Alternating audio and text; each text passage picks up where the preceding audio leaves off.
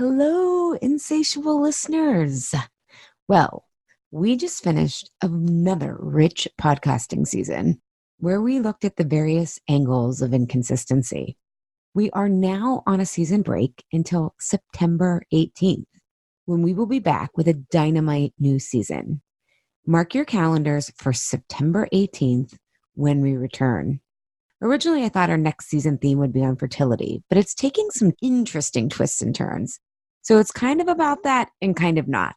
Regardless where you are in your menstrual or parenting cycle, next season will get you thinking and ahaing about how the cycle of life influences our food habits and choices, and how we need to harmonize our food and wellness based on where we find ourselves hormonally, emotionally, and spiritually. In the meantime, I hope those of you who feel the call will join us in my live Why Am I Eating This Now group program, which opens for registration on August 5th. Truly, this program is life-changing, and it's the last chance to work with me until March 2020, because I am going on a 6-week maternity break from whenever this bambino is born until 6 weeks out.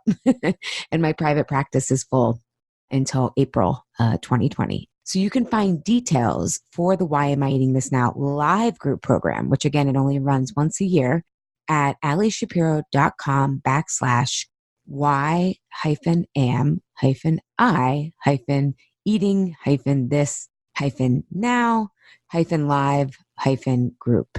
Okay, and now on to a rebroadcast of some previous Insatiable episodes where a second listen is worthwhile. Enjoy.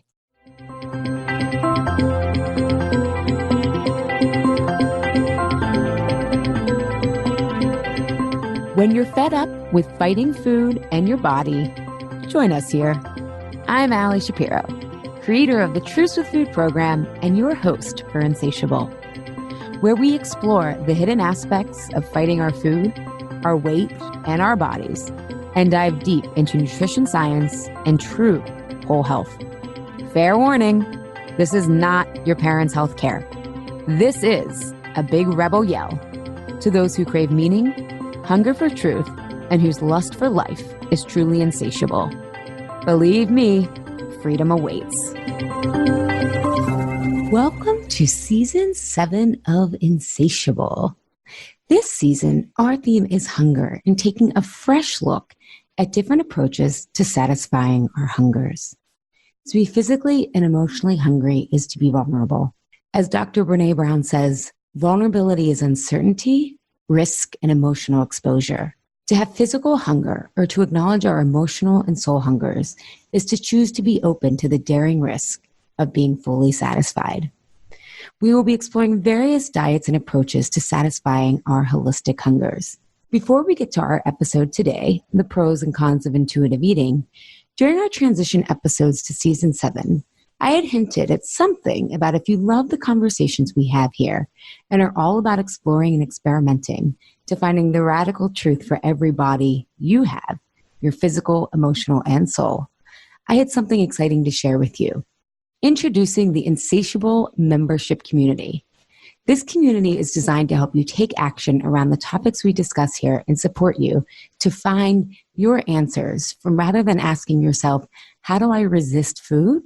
To asking, we want to change the question to, how do I become the person that no longer needs to turn to food? A radical departure from 99% of other approaches. I rolled it out privately last year to clients, new and old, and the results have shown me there is a real need for a community where we can trust ourselves, learn from each other, and as we get healthier, want to take more daring risks to make our life choices potent healing medicine. And I have to tell you, we've had so many people from the Insatiable community start to join here, and we're having so much fun. It's on an amazing platform, so we're really having great conversations and ahas. So I'm now opening it up to Insatiable listeners. It has been since the beginning of this season. In a nutshell, it's a community where there are new gurus and we learn from each other. Once a month, we have a mastermind topic that helps you gain clarity and have a group to support and learn from wherever you are on your path. And once a month, there's also a Q&A call with me where I coach attendees to get inspired, unstuck, and clear on your next step. You can find more details at allyshapiro.com/IC2019. So I'm really excited for today's show, which is a solo episode with me.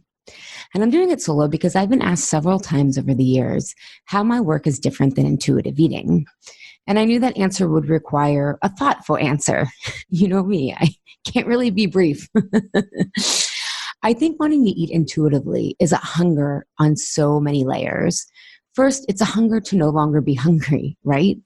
To learn what works for your body instead of deprivation and dieting.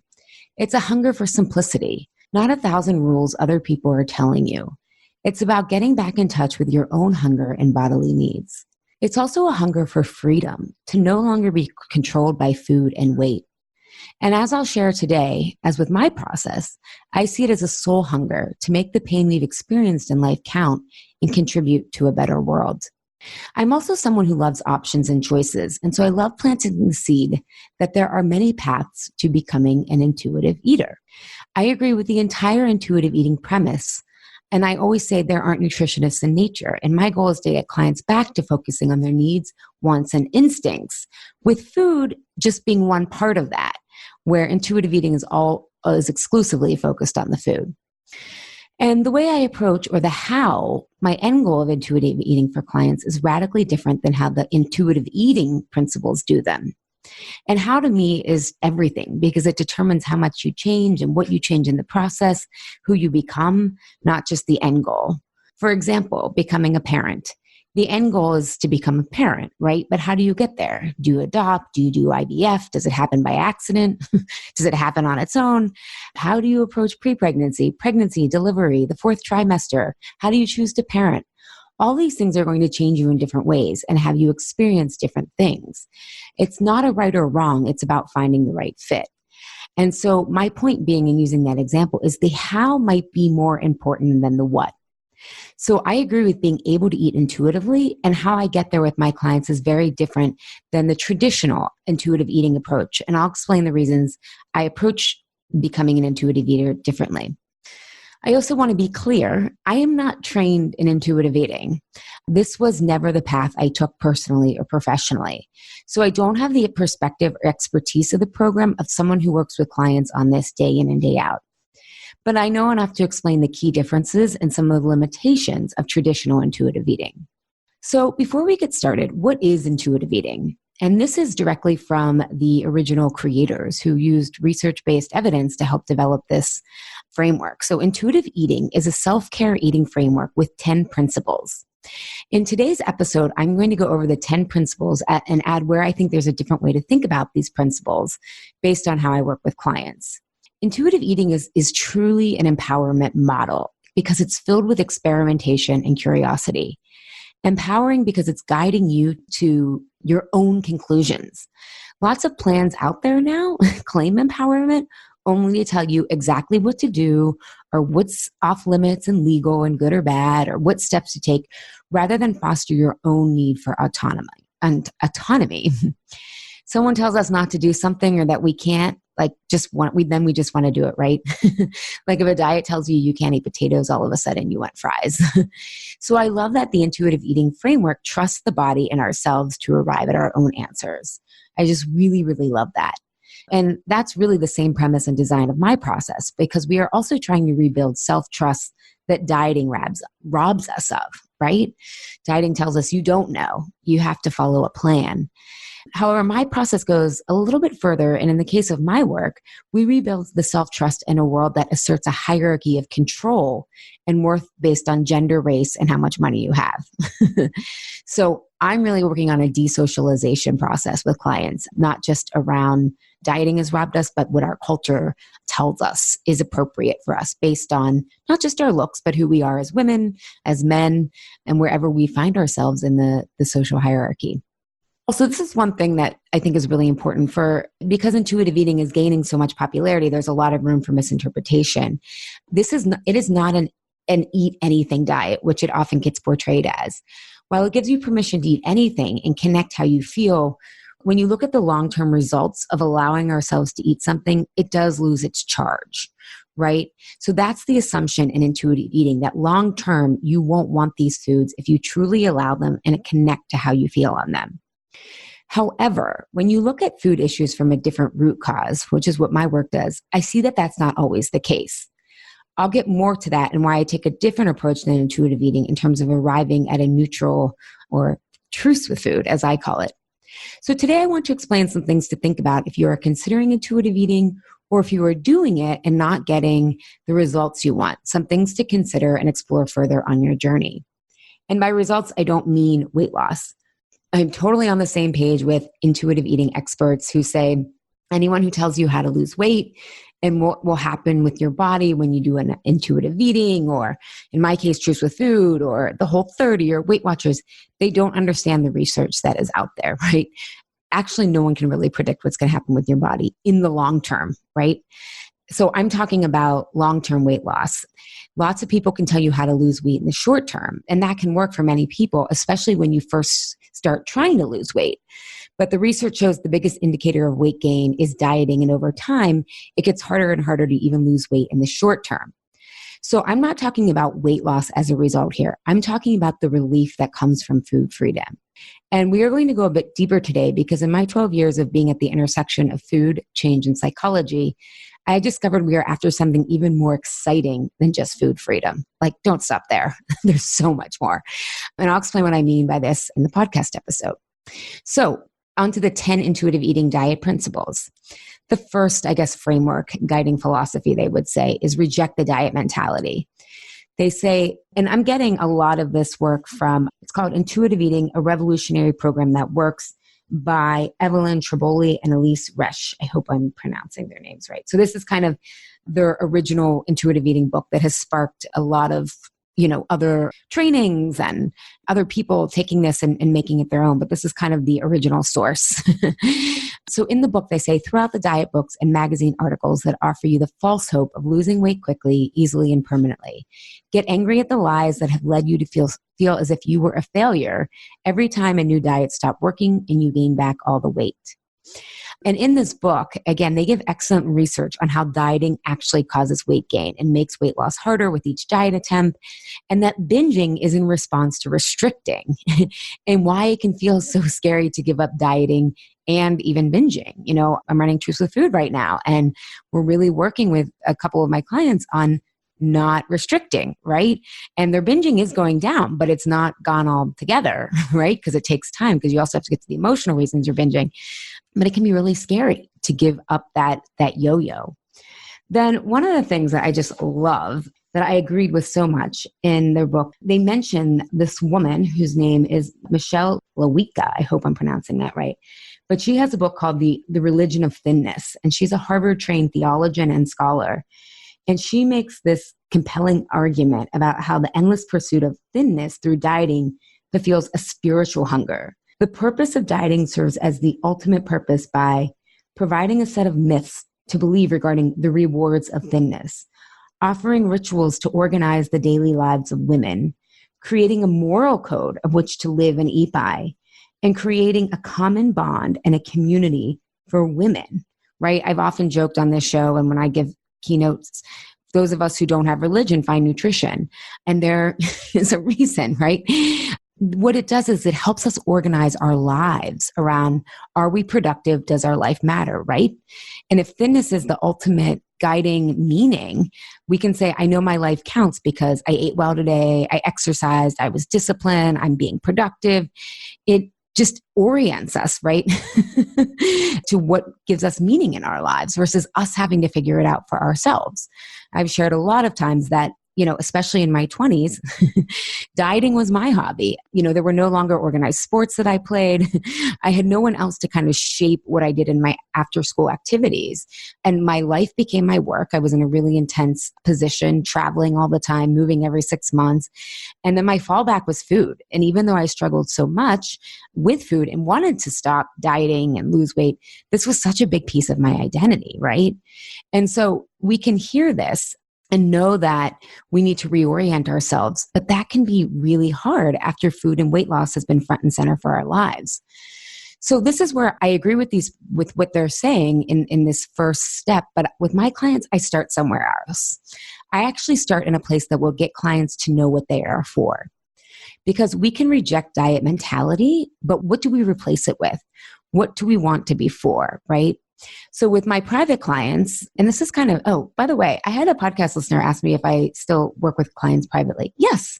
And I actually, after a couple of years, have 3 spots open. So I haven't let my list know yet, but you'll know if you're listening to this that I do have space for private clients, and I still work with clients privately. But with my private clients or in Truths with Food, we start by setting a process-oriented goal. Someone you would have to be to accomplish your bigger health and wellness goals. So we find so for example, some clients' goal is find non-food ways to reward myself.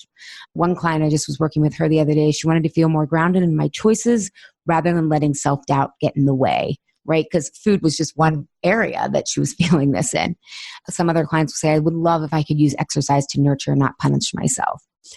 And I start here because, again, intuitive eating looks at research and food, but my background is in change and psychology. And so we really need personal, compelling reasons to change. And we have to be for something, not just against something. And I also start here because this allows us to get to the real root cause of falling off track with our eating, or why we are so stressed, which has nothing to do with food. The process I take clients through after we know what they are for leads us to diagnose the story, patterns, and behaviors that make us want to diet or fight food in the first place. And if you check out season 2, episode 2 of Insatiable, I have all the details of these components of, why we fall off track. And, in the show notes, I'll also link to that episode if you're interested more in the root cause of why we fall off track. Or in Why Am I Eating This Now, we start identifying the emotions that trigger us to think about food or be overly stressed. Why am I eating this now could also be called, why am I so stressed? Why am I so overwhelmed? Because what clients discover here is that their mental food gymnastics, should I eat this? I really shouldn't eat that, but I want to be good. Oh, I don't want that, is the same as their analysis paralysis when they're stressed. It's not about food. It's about the emotions that we feel powerless over. And food is just a way to procrastinate. It's a way to numb. So in these programs where I'm not really focusing on the food, I start here so we can have a massive paradigm shift that actually takes the problem outside of diet culture. When you can connect that you fight food or your body as a metaphor for fighting or gearing up for life, there's a new destination you want to go to. Plus, diet culture is part of a larger nesting doll of capitalism that says we are only worthy if we are productive and getting ahead, a patriarchy that tells us that we as women are inferior and thus never enough and always have to prove ourselves, or that men who are sensitive are pussies, right? And by the way, vaginas, the proper terms, are really powerful. Balls are the most sensitive things. So let's just get our metaphors accurate here. So the diet culture mindset is a symptom. It's not the root problem, which is why I start with our story that not only keeps us out of control around food, but it also gets us to see this is not only about food, which paradoxically takes pressure off the food. A lot of my clients refer to this kickoff session in Truths with Food, or the first session, the initial consult to work with me privately, as truth serum or non-psychedelic ayahuasca. Because you really, everyone's just kind of looking at the surface of things here. But we go really deep to say, what's really going on? And clients have a range of reactions when they first see their story, or in Why Am I Eating This Now, the emotions, when they can be like, oh my God, I'm not logging food. I'm logging how stressed I am, right? There's a relief that we are going to be focusing only on food, and that's actually maybe 10% of this work. They've shared their gobsmacked because their story is everywhere, and it's also overwhelming because our story controls a lot more of our life. However, above all, there's a curiosity that's kindled, and it gives them something to be for. Yes, I want to own my story. Yes, I want to co-create my life, right? And so, yes, we need to reject that diet mentality, but what do we replace that with? And there's not a direct opposite. What do we want to be for? I've often shared on a couple episodes here, but also in talks, that the biggest game changer for me in my own health was when I realized that I had defined healthy as not having cancer. And again, that's an amazing place to be. But if we think of that on a continuum, it's kind of like being at zero. And when I wanted to be for health and wellness, when I wanted to feel alive, when I wanted to feel alive holistically, that's when I accelerated exponentially, to the other side of the continuum. And so when clients start to see that they want to be free and own their story, which means crafting a life on their term, rather than wait to be rescued, which weight loss and patriarchy tell us is the best we can hope for, right? It doesn't mean their desire for weight loss or fighting food goes away right away, but it plants the seed that there is much more to this and gives them a real plan to move, a process to move forward with. And so how we set their goal for our private or choose food work is a meaningful, personalized goal they'd be thrilled to achieve versus just rejecting diet mentality. And I want to just put an asterisk here because my clients on the surface are not passive people. They're business owners and leaders in their corporate, nonprofit, medical, and academic lives. So you can be totally type A and high functioning, and that doesn't mean there aren't areas in our lives that we feel powerless, food being only one area. So I agree with this step, but I start in a place of discovering and deconstructing the story or triggers, patterns, and behaviors that make us fight food in our body. The fight itself is a symptom, not the root problem. And I do this because it's more efficient. By getting to the root cause, you solve that, and then the food often takes care of itself. And all this work is ultimately about self-trust. And the story or trigger diagnosis process starts to rebuild self-trust because you really see you aren't a failure or you don't need to be fixed. You realize you were working on an incorrect problem. And this process offers a bigger vision for our life, which you hear me talk a lot about on this podcast. If we want to be consistent with eating well, eating intuitively and healthfully aren't enough of an end game. We need a life we want to be healthy for, which again, I define as more wants, chooses, and gets to versus shoulds, have tos, and musts, right? There's never going to be the fantasy.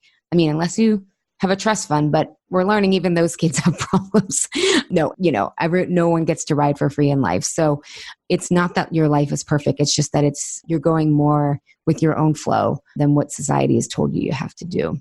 All right. Number 2 of the intuitive eating framework, honor your hunger. They say, keep your body biologically fed signs with adequate energy and carbohydrates. And I love that they mention physical hunger can include fullness, but it can also include irritability, spaciness, thinking about food because you need it, and not letting yourself get too hungry, which is all signs of blood sugar control, right? When I'm working with clients privately in Truth with Food or Why I'm Eating This Now, we get to the food piece after we are better sorted emotionally. It's a very nuanced dance between how you eat determines how you feel and how you feel determines how you eat. And believe it or not, the emotional side of this is much more complicated. I found if you start to sort out the emotional piece first, the food piece happens naturally as clients are better able to sort out when they are truly hungry and listen to their physical body versus what I call phantom hunger. We did a survey in the Insatiable membership community this past week about how often we are able to discern between physical and emotional hunger. And the current group average was about 64% of the time, our community knew the difference between physical and emotional hunger. And I share this because I found about 80% of the struggle with food is emotional, right? So if you can clear most of that up, it's much easier to tune into our physical hunger versus trying to tease out, what kind of like 40% of the time is emotional versus physical. When we do get to this piece about knowing the right foods for your body, I give a series of time-tested experiments and explain blood sugar so people can more quickly learn their body. The experiments help people arrive at their own conclusions, which is consistent with intuitive eating premises. But I use blood sugar and digestive health as a discernment tool because I think it shortens the learning curve. One thing I've really realized, at least for my clients, is we crave some structure. We want flexible structure, right? But we want enough structure that we can measure results, like decreased hunger, decreased headaches, decreased cravings, all that stuff. And I created this because I am someone who's extremely sensitive to sugar. So the more I ate when I didn't know what foods worked best for me, the more depressed I became. And I couldn't get myself out of that depression hole. And that's because there were deeper emotional issues at work.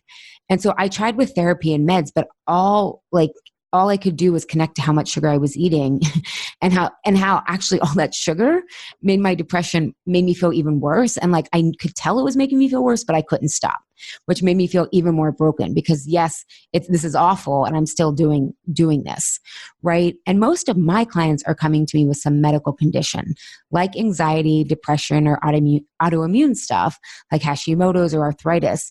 So I created these experiments so they would arrive at their own conclusions and build self-trust, but wouldn't be discouraged by the time it can take to tune into your hunger without any structure. especially with how foods are hyper palatable today. And it can be really hard to just like stick with that timeline of just learning when you're full and whatnot. So I agree with all this, and I focus on the physical hunger later after we've cleared up some of our emotional stuff, because I think saves time and sets us up better for success.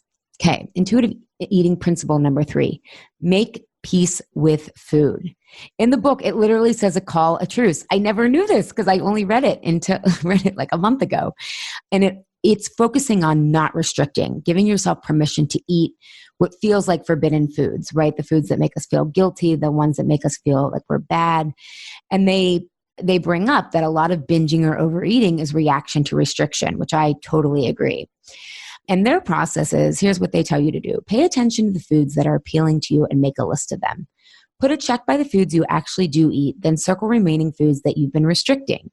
Give yourself permission to eat one forbidden food from your list, then go to the store and buy this food or order at a restaurant.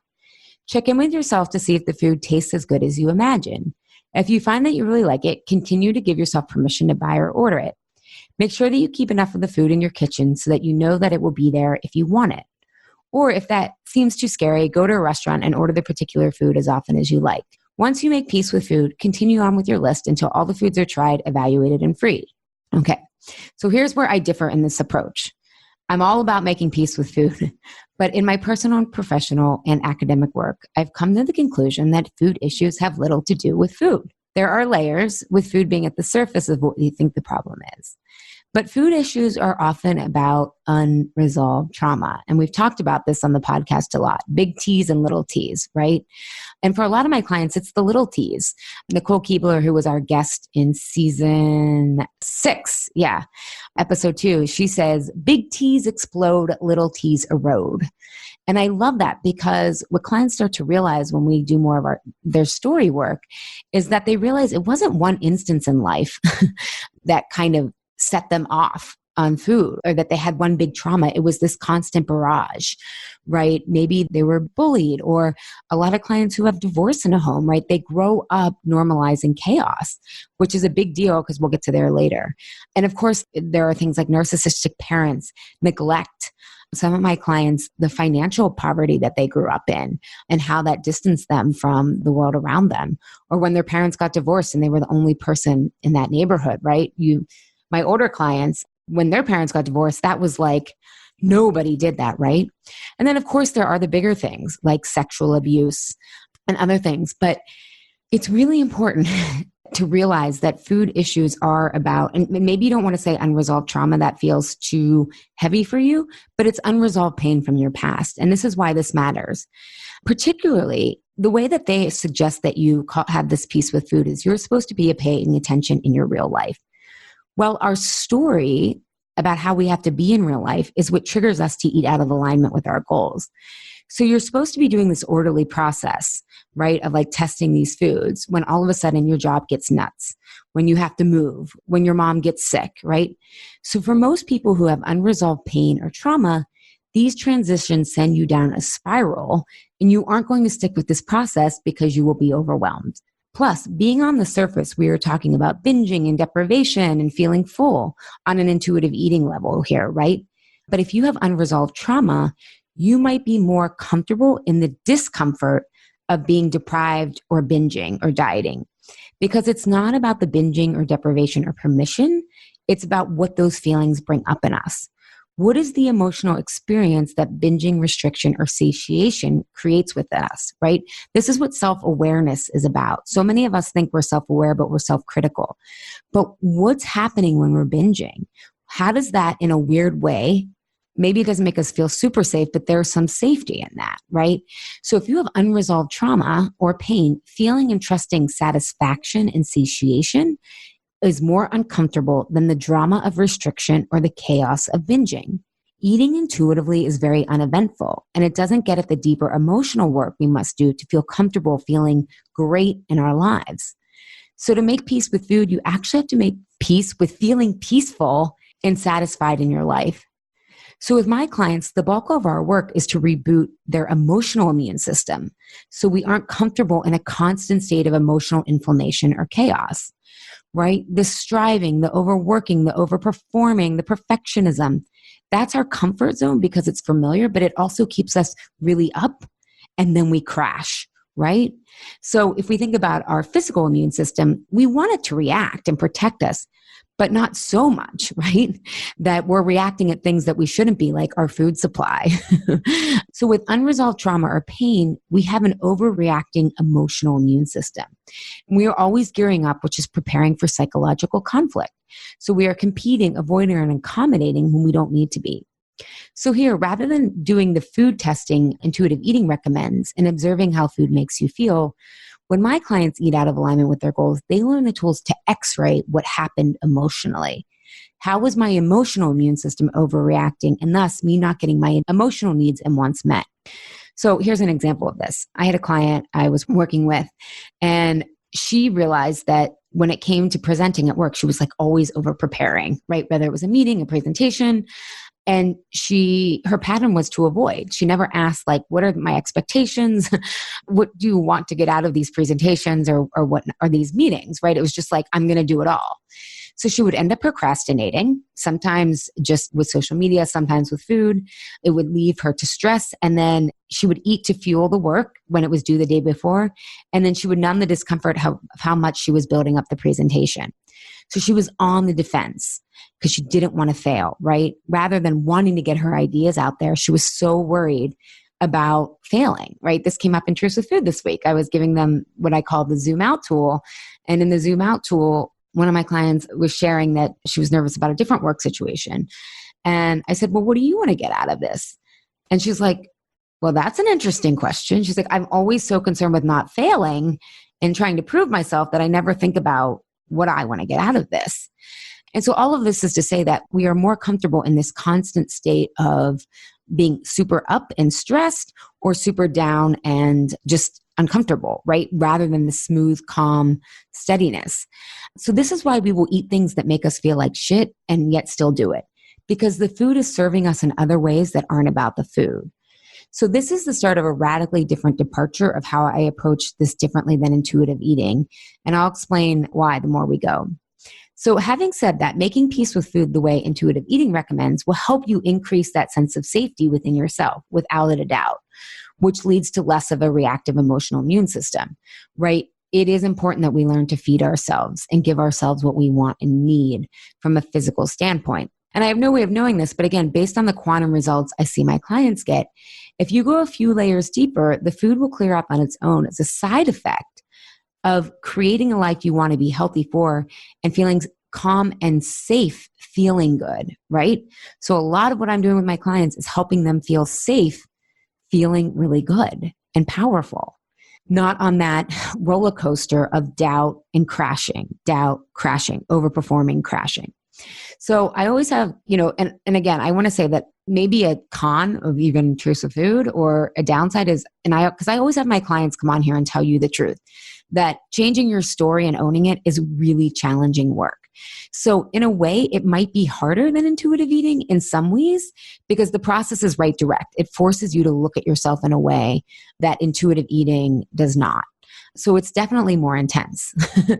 And so I put that there because sometimes it can be healthy to do these intuitive eating steps and then come and do some sort of story ownership process if you don't feel completely comfortable in your body or with your food. There's no right or wrong, but it's definitely more intense to go straight for the story.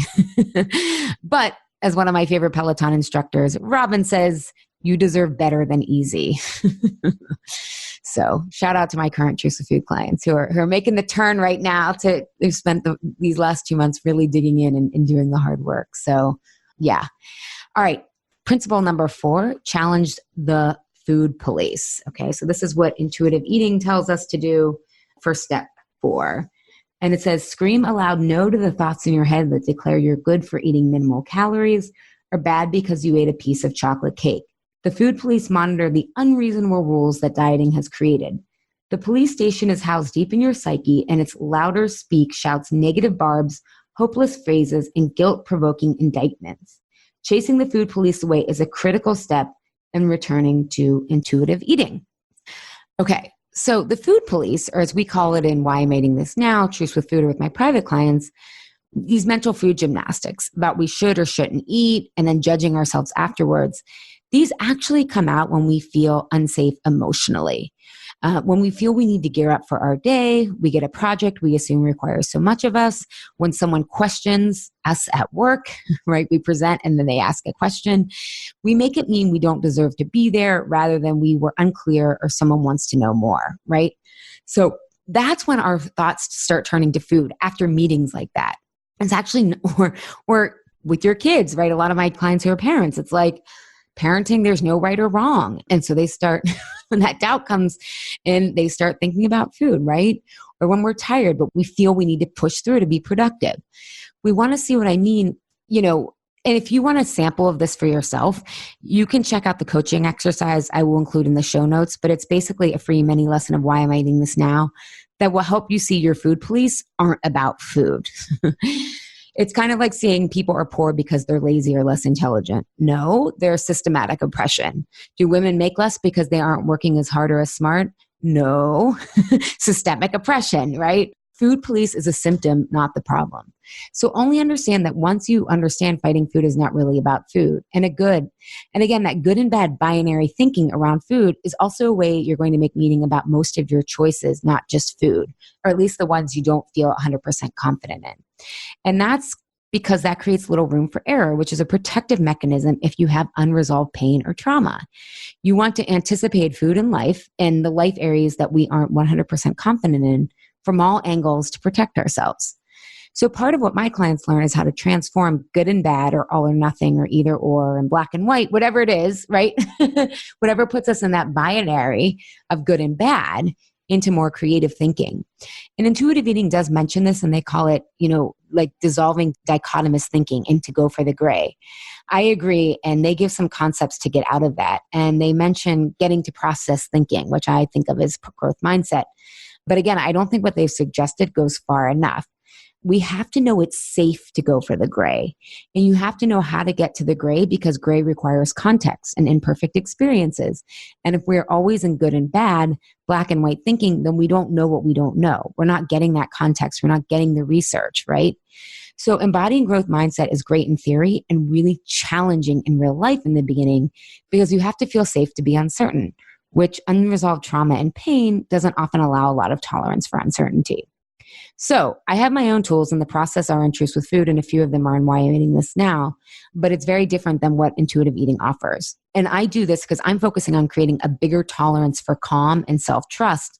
And that's not a skill set that's addressed in intuitive eating because it's the domain of narrative coaching, emotional intelligence, and adult development. Yet I find an interdisciplinary approach critical because when we feel safe, we stop self-monitoring, which is what the food police are actually about.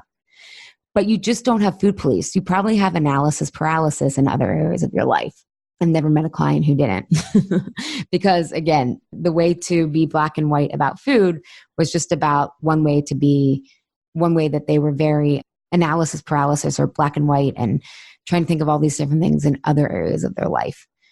Okay, intuitive eating premise number 5, feel your fullness. Respecting your fullness. To respect your fullness means to listen for the signs your body sends you when it's satisfied, approaching fullness in full, and to make decisions about whether to stop eating, taking this information into account. So I love this. It's all about tuning in, right? Getting cues from your body, not from scrolling on social media, not from feeling like you're missing out and then eating more or matching your tempo to a podcast, right? Or social expectations. And I love that they point out that you're going to undereat and overeat. Like that they acknowledge this. There's no perfect, even once I get to intuitive eating, I'm going to know exactly what to eat at all times, right? You don't, and again, I don't explicitly address this as kind of like a step, I guess, because again, I think once you aren't eating in reaction to your stories or your feelings controlling you, you want to make healthy choices. And your body is always trying to be well, even if it has some wacky ways of getting our attention. And again, if you look at binging and overeating as patterns, you can see the body trying to surface this symptom so you will address it. And unfortunately, our culture doesn't have a strong grasp on what's going on, so it's hard to find the support to help you first acknowledge this is a symptom and then a proper transformation or healing process. And I agree that this is an important piece to address. This is actually our March focus in the Insatiable membership community, to get back to not just fullness, but other signs we are actually physically hungry. So agree totally with this. It's just not even something that we really even go over in Truths with Food. We definitely focus on how to know if your other signs and symptoms beyond fullness, like fatigue, focus, a lack of anxiety, those kind of things. But we don't focus on the actual physical fullness because it becomes really intuitive once you clear up the emotional stuff. All right, number 6 of the intuitive eating framework, discover the satisfaction factor, pleasure, flavors, textures, right? That's what they want you to enjoy. And I totally agree. And again, I think blood sugar principles can help with this learning curve.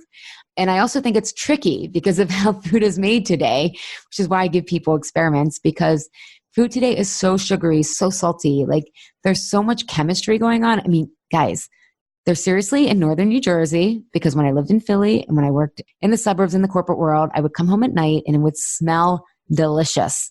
And then I met a friend who actually, she quit, but she used to do this sensory tasting work for food companies. They're spending billions of dollars with scientists in New Jersey. Okay, there are other places. But I'm thinking of the Hamilton line. Isn't everything legal in New Jersey? But they are trying to locate the exact peak places of your brain that will light up the reward center and make you eat more and more and more, right? That's how they get you buy more product. So I've gone off on a tangent, but I'm saying the satisfaction factor can be a little challenging, right? And again, feeling satisfied has to feel comfortable, not just around food.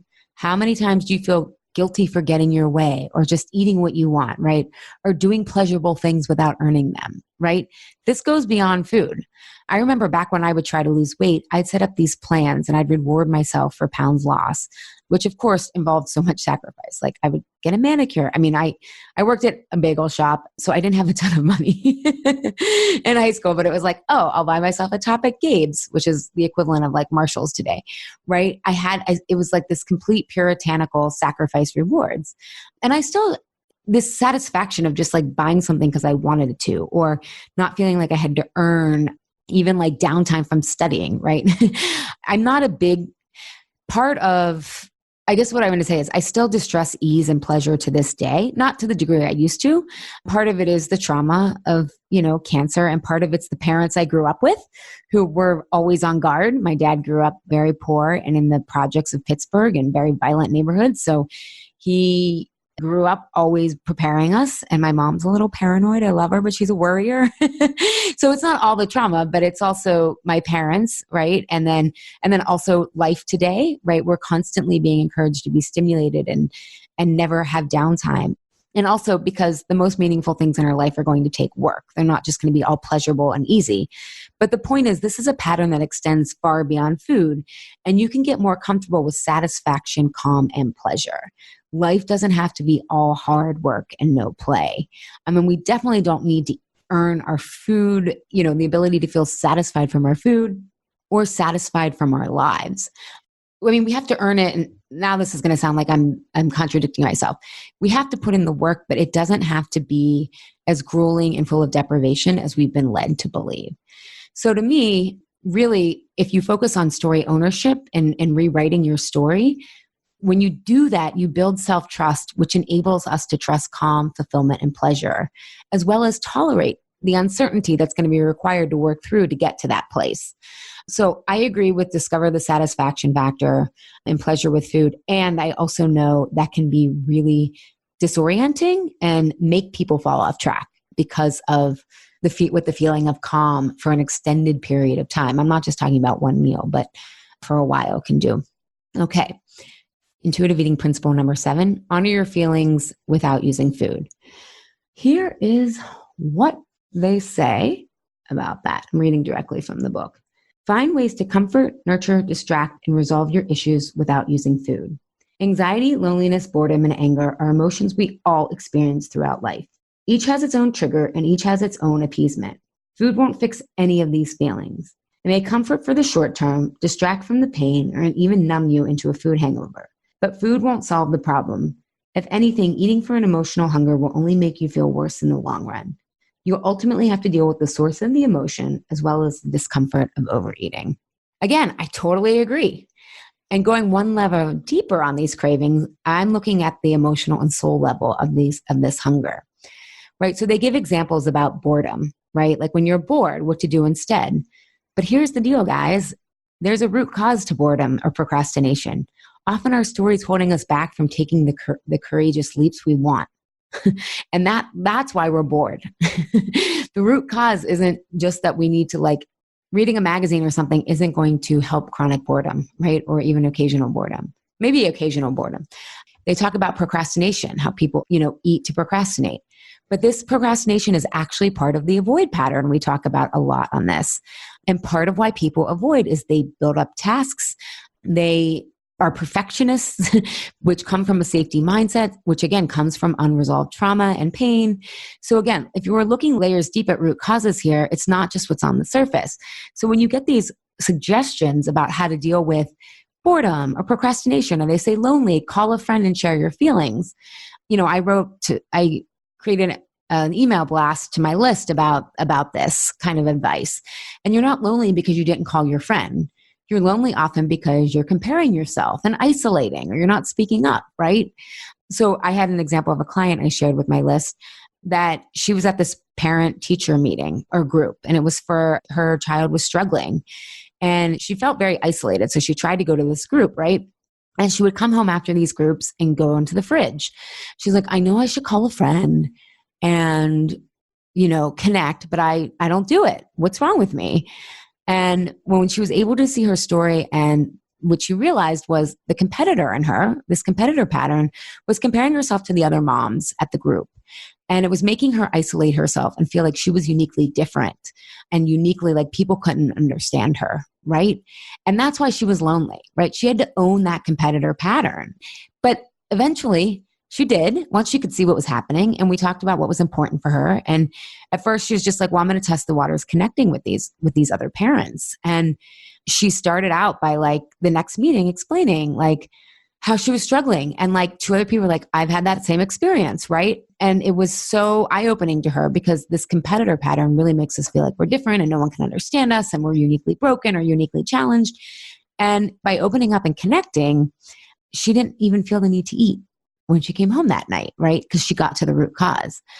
So I share this because so many emotional eating articles or stress management tips, they give us a really passive approach to our feelings and stress. Take a walk, breathe deeply. These are all really, really great. But if you don't want to keep walking like on a treadmill and breathing deeply forever, we got to get to the root cause of your stress. And it's often our story that tells us how we have to be in real life that causes the stress, right? Like my client, she was in real life, her kid's struggling. She doesn't know what to do. There's no easy answers, right? So it was more about becoming self-aware of how she was actually making life harder for herself than it needed to be. But that was the way that had really protected her and served her in the past, but now it wasn't working anymore.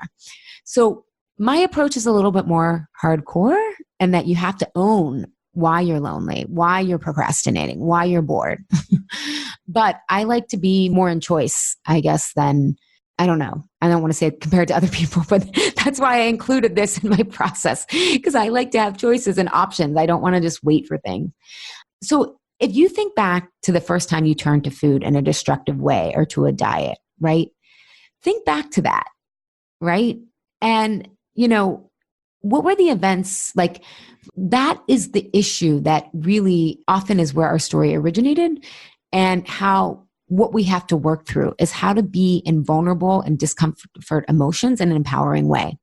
So for example, one of my clients, she was like, oh, the first time I went to Weight Watchers was actually with my mother. And I was 10 years old, and it was right when my mom got divorced from my dad, and my dad left, and it was chaos, and they went to Weight Watchers together, right? And so and that's when it kind of, this whole story and this meaning of like, well, we can't control what's happening, but we can control and get revenge, and kind of not get revenge, she didn't say, but like, the divorce diet people say, like, this is how we're going to get control of our lives, right? And so the divorce wasn't really talked about.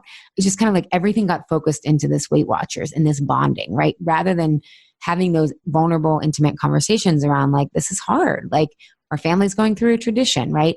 Now, granted, it wasn't only that divorce and going to Weight Watchers together, but then it started to become when there was uncomfortable things, right? Related to how her family, how they were going to divide up kid time and what happens when dad doesn't show up and all these kind of stuff, like, or that mom does a shitty thing, right? It's not always the dad. It's like all the stuff starts to get appeased with food, right? And so that's what we learn is when we're with uncomfortable emotions, we learn that we eat or that we use food rather than really learning to work through them. So, yeah. So, and I think I've used an example here of like when I remember when I was being bullied in 5th grade, like I avoided telling my parents. I was so ashamed, but they were teachers in the public schools of Pittsburgh, and they would pass this bagel place, right? The suburbs never had good bagels. Even though I worked at a bagel shop, it was not like this. They would pass this Jewish deli that had amazing bagels, cinnamon raisin and egg and plain and sesame. And I would come home and eat those. Like my parents weren't home yet. I mean, they would bring them home, like the day before. And I would just eat those because I was so, like, I felt like I didn't belong. I was so isolated. And I had to learn to deal with those kind of feelings without food and own my peace in that. And the healing part was no longer avoiding and learning to use my voice to stick up for myself, right? So that today I can heal that moment and that past by not avoiding today and discovering my voice. And what am I willing to stand for, even when it's unpopular, but that I can feel safe within myself, right? And that's part of my healing journey. And that we can all do is that we can't go back to that moment, but we can start to do what we wish we would have done back then had we had the perspective and the resources and all that kind of stuff. And it becomes really healing and really powerful because power isn't about being in control. It's about being in choice. So yeah, so it's, we say in Why I'm Writing This Now and Truth with Food and with Private, the truth will set you free, but first it will piss you off, which Gloria Steinem and Aaron Brockovich made that quote famous, but it's challenging, right? It's going to challenge how you see yourself. But this is where we also bring in compassion because these stress responses protected us and now they've outlived their usefulness, right? So that's the exciting part of why we need a life we want to be healthy for is so that we are creatively challenged, living in that gray and need tools to do that. And rewriting and owning our stories not only clears up the food piece, but also side by side helps you create a life more on your term with your needs and wants versus haves, should, and musts. And if you want an example of this, tune into season 6, episode 6, where I had my clients Brianne and Linda on, and they worked with me a couple of years ago. And they have shared how this work of owning their story has really led for them to lead their lives, live and lead their lives in a way on their terms. Brianne shared how, she was managing nurses and her leadership style became one to lead with vulnerability and collectivism more than the traditional patriarchal view of leadership that we sometimes think about, and how that was life-changing for her team. Or Linda, when she had to cut millions away from the budget of the higher education place that she worked for. And she was able to do it her way and in a way that she was really confident in, the way that she wrote out the communication plan. And so this isn't about just finding ways to not procrastinate or be bored. It's about becoming the author and the co-creator in your life. All those other things are often just symptoms. Another thing that is always left out of the conversations of this Feel Your Feelings is this concept called background feelings. And I got this term from Dr. Antonio Damasio, who wrote the book Descartes' Error. And the book is basically about how Descartes and that whole movement of separating the mind and body set us back, 2,000 or 3,000 years. But what happens is if you have unresolved pain or trauma, and again, it's not just the one incident, but then it's all the incidents after that confirm your powerlessness, right? It was like, it started with me with my bullying, and then the cancer happened. And then I found weight loss even more. And it was like, that kept confirming it. And then when I didn't have the job that I liked and I couldn't date, right? Like until I lost weight. But I'm just sharing, like, all these things we make the same meaning out of the way that it was when we were younger and powerless. But what happens is this story that we have about how we have to be when real life hits has created background feelings of chaos, not enoughness, the fear of being too much. And we've normalized this. And Damasio talks about these background feelings actually being more important than the stressful work event or whatnot, right? It's not the acute stress. It's this chronic tension that we have normalized, right? And unfortunately, because when we're younger, we don't have a lot of resources or perspective, this background feeling often presents as a feeling of victimization or powerlessness. And it becomes part of the lens that we bring to the world, right? I just kind of went off on a tangent, but my own example was like, I can't date until I lose weight, right? I can't find meaningful work until I figure my weight out. I was putting myself in this passive role rather than doing the work to figure out who I liked, what were my interests, all this stuff, right? I'm reading Becoming right now by Michelle Obama. Such a good book. Highly recommend. Oh, I loved her before, and now I'm just like, oh my God, what she was going through. But anyway, she was talking about how her goal was to check all the boxes in life, right? Like, and I feel like that's what I had, right? With weight loss always being on my to-do list. But then she met Barack, and he challenged this viewpoint, and she needed to figure out who she was. And I felt like this was me, not only with food, but basically my life, right? So cancer had made me feel really unsafely singled out by life, and it created fears of being seen in areas of life as a result, because in the areas that I wasn't as confident in, because that triggered uncertainty. And cancer is one of the ultimate uncertainties. And so I had no resilience or agency around that feeling. And what's interesting is on paper, I was no wallflower, right? I've never been considered a wallflower, but I was afraid of satisfying choices, like a meaningful career. I thought, oh, that's for other people, right? I can't do that. And so not only was I like, I can't do that, but then it was overlaid with this, it's easier for everyone else. It's harder for me. And this was protecting me from the risk of being seen imperfectly and keeping me isolated and victimized. So this background feeling of me kind of normalizing powerlessness and also being in a state of chaos started at 13 and then normalized over a decade. In the background, and then certain feelings like that, I would always have that background and in the background. And then when I'd have like an awkward date or my job would hit like a really unfulfilling streak, I'd spiral, right? I'd binge for however long until my emotions died down and then amp up the pressure of weight loss rather than trying to figure out my life. I was giving my power to weight loss to rescue me from my depression, life, and myself. Now, I talk about my process is kind of hardcore and that it makes us own patterns and behaviors.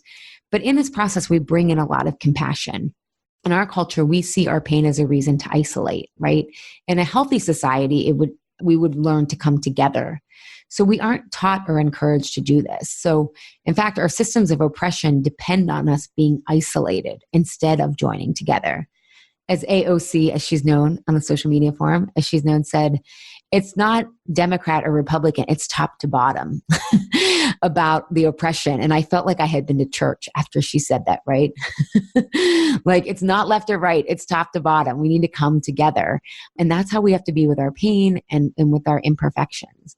So I think most approaches on how to stress less or feel your feelings without food are missing out on a major opportunity for us to transform this pain, or you can call it not enoughness or this powerlessness, and use that empathy, creativity, and humanity it birthed in us to co-create something the world needs. And the world needs more voices and offerings that are whole. Okay, that was a tangent. The last three are much quicker. Intuitive eating premise number 8, respect your body. It says, accept your genetic blueprint, appreciate what your body is able to do for you, realize you deserve to be fed, wear clothes that fit comfortably, rest when you need it, move in ways that feel good to you, about self-worth. So basically, this is like, it's about self-worth. And what my clients often say is feeling enough or not enough. And this is about feeling enough in general. And the problem, again, with unresolved trauma or pain is we have a very narrow feeling of being enough, usually only when we're perfect, which is really about, this is what I need to do to feel safe. In the intuitive eating book, they talk about, stop body checking, which is comparing your body to others. But this is actually a competitive response, so you know how safe you are emotionally and psychologically. Are you ahead or behind? You have a different set of acceptable behaviors that you deem are safe based on your power position, right? So it's really not about our bodies. It's about learning to feel safe from within based on your own metrics, not culturally conditioned ones, like who is the thinnest, most educated, etc., right? And again, we've talked about this on the podcast. Thin privilege exists, yet we are talking about your power, and your power is about choice. So you can cultivate many of your own choices in life independent of what the scale says. Another thing, intuitive eating says under respect your body, stop body bashing. it says, stop saying, I hate my thighs, my arms are too fat. And I agree with this 100%. But again, going a level deeper, body image flare-ups are when we feel vulnerable. And our story makes us feel more vulnerable than we actually are most of the time. Anytime clients are feeling bad about their body, especially after a really good streak of like feeling good, and then all of a sudden something changes, I don't give them look in the mirror. That can be helpful, right? Or mantras, and that can be helpful. But the question I want to know, so that we get to the root cause, is what changed in your life? What feels unsettled? And if they've done Truths with Food, we can start to look at where their story is flaring up. In another area of their lives, the arms and our butts are distractions and containers to place this vulnerability, because there appears a plan to fix those, right? That gives us some certainty. But we need to develop the skills and tools to manage what settles us emotionally, so that we can stop projecting this vulnerability onto our bodies and start feeling more confident, independent of our food choices or our weight. So I'll give you an example. I had a client who was working in a very competitive corporate environment. Most of them are. She has a health background and an MBA. She's super smart and talented, has a lot of experience, but she was comparing the way she dressed in her body to these other women in her office who had Ivy League degrees, right? And I'm recording this during the college admissions scam. So it's like, I think we all kind of knew that really, really wealthy people got in without merit. I don't know, but it's becoming even more clear, right? But it doesn't matter. That's what she latched on to, which made her feel vulnerable, right? And so whenever they would ask questions in meetings, she would feel really vulnerable, which led to a lot of over preparing, a lot of holding back her voice. But was she really that vulnerable, right? She earned her right to be there. So we started experimenting and challenging her story. And she realized that when people ask questions, this was a great way for her to strengthen her point of view. And it actually made her more influential. And so when she was feeling safely self-expressed and that she belonged there more by not competing, but getting clear on how she wanted to show up in those meetings, her body image, felt much better. Isn't it amazing how you can't start to question yourself when you feel that way versus when you're wondering if you're wearing the right thing or your arms look this way or whatever? It's when you feel vulnerable. And a lot of times our story makes us feel more vulnerable than we are. So again, you have more agency or choice over your emotional vulnerability than the size of your body. And so to me, it feels a lot more powerful to get the skills of the real issue and build up our confidence, that an authentic confidence that is independent of our weight, which leaves our weight off the hook, because I agree, you can't control your weight. We all have a genetic blueprint. Okay. Intuitive eating principle number 9, exercise. They talk about feeling the difference rather than it being punishment. I love this. I don't have much to say here. I just know that when some clients know if they have a lot of health challenges, especially hormonally or from an autoimmune perspective, really intense exercise can hurt them. It can feel good in the moment. So I'll put more of my educator coaching hat on and help them find something that leaves them feeling better versus in more pain. More exercise is not always better. And it can take some time to figure that out. So if I know someone's in acute distress, I'll say, hey, let's focus on something a little bit more gentler rather than them kind of taking that time to figure it out themselves. Okay. And the last intuitive eating principle is honor your health. Work on the nine first, and then focus on your health. And I love that they emphasize that you don't have to be perfect to be healthy. I agree. You can still make a lot of progress without being 100% quote unquote perfect, because perfectionism is hard on the body and soul. I get that point, and I just don't think you have to wait though, right? There's a lot of fundamental differences here, but there's a lot of timing differences that I believe in compared to the intuitive eating framework. And I think this is where health privilege comes in, right? Not all of us are coming to intuitive eating without acute health issues. And I think with how much chronic illness we have today, anxiety and depression are included in that, can be in tandem with rewriting our story. You can see how if you aren't aware of the emotional undercurrent or layer below the food, you would need to wait to get here. But again, I was in so much physical and emotional pain, and a lot of my clients are too. I don't think they would tell you they were in so much pain, but they have normalized a certain level of unfulfillment and exhaustion and cravings.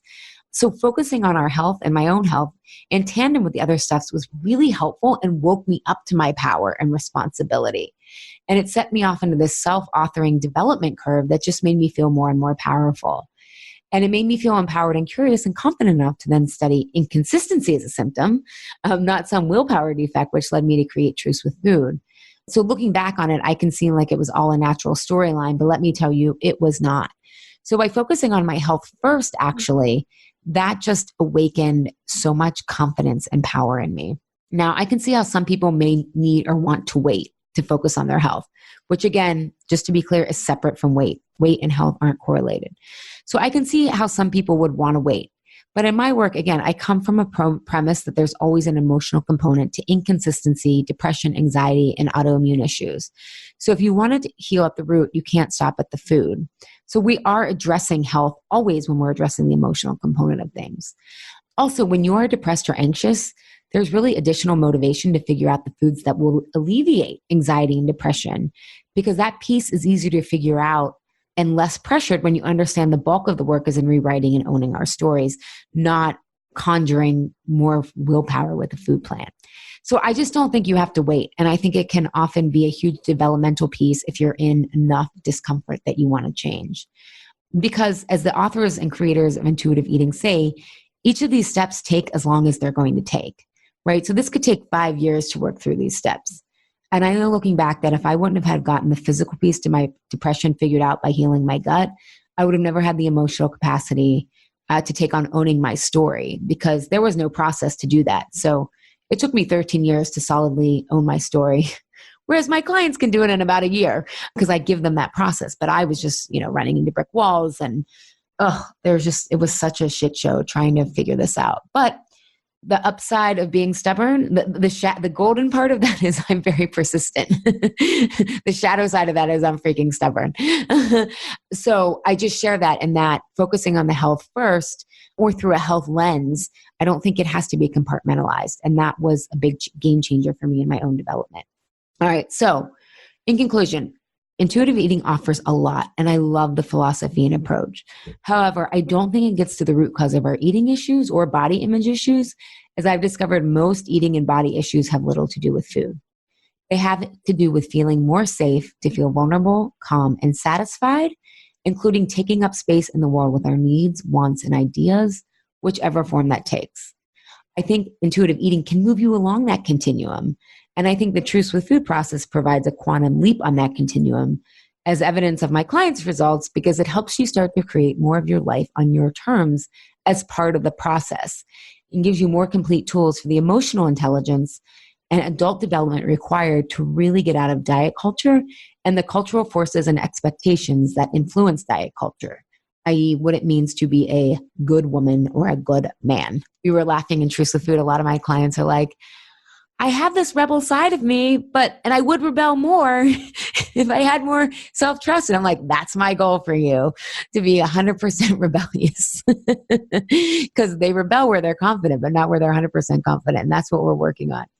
And so this is just, why I call my offerings option C. It's not dieting. It's not anything else out there like intuitive eating, mindful eating, or body positivity. It's this weird, radical other option that goes deep. And I also understand that it's not for everyone. Again, starting with just the food piece can build up a lot of self-trust. So then maybe you want to take on more.